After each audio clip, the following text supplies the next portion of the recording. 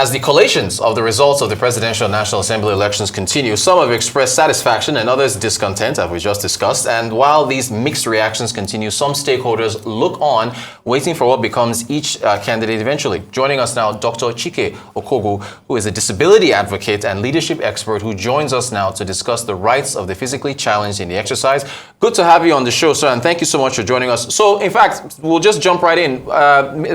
His Excellency, Mr. Mbeki, former president of South Africa, did give kudos to INEC for attending to people with disabilities. Do you agree with that from your observations? Have people with disabilities been given? I totally do. I totally do. INEC did a fantastic job of accommodating persons with disabilities. And you know, this has been year on year, you know, advocacy, fighting for the rights of persons with disabilities. And yes, I commend INEC for the great job that they have done. But something was missing there. We missed a point. This would have been a good opportunity for INEC to harvest more data of persons with disabilities.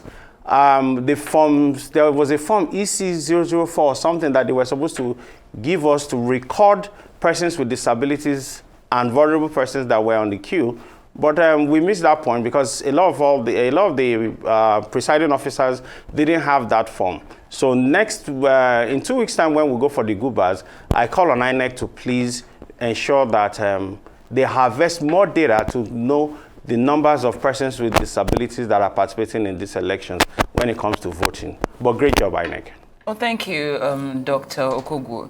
Now, you've definitely taken your hat off to INEC, but were there some complaints that you might have received regarding provisions made for those with disabilities? Or are you saying that every unit had provisions for those with disabilities? Because we do have some, feedback that suggests otherwise. Oh yes. You see, I don't want to join those who are, heating up the place. Yes, INEC dropped the ball in some cases, but it is normal, There are cases of persons with disabilities who are hearing impaired who could not communicate with the presiding officers. We also have the persons with albinism who people saw. They didn't know that they were classed as persons with disabilities, so they were not given so much priority until they were, explanations were made.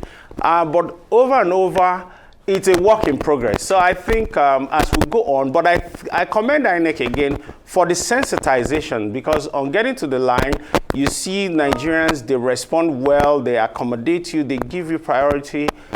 So it's not a total 100% success, but it is better than what it used to be. I'll say 85%. Thank you for that. Now, Dr. Okogwu, I know we're still waiting for final statistics, but based on your understanding of the statistics, the numbers of people living with disabilities who registered to vote and those who were able to actually turn out for the exercise, how do you think that voter turnout looked like just from your feelers on the ground? Well, I think that the numbers would have been more if we had addressed one of the things that I had been crying about: poverty, transportation. Now, being a person with disabilities, you need transportation to get to the polling unit. A lot of them could not afford to get there. So that reduced the numbers. My foundation had engaged with INEC, and INEC made it clear that, well, there's a limit to what they can do. They can only assist us to the point where they did.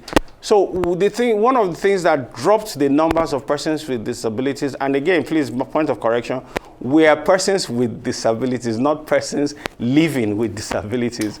I do apologize for that. It's just it's a situation, not a, But anyway, so what I'm pleading with our donor agencies and friends and partners is, please, let's make provisions. We could partner with the kekes. We could partner with the big taxi apps and all that to see how we can take persons with disabilities from their home to the polling unit. They cast their vote and take them back. All right. Poverty indeed robbed us of the numbers. Thank you so much. Dr. Chike Okogwu, disability advocate and leadership expert. Thank you so much for joining us.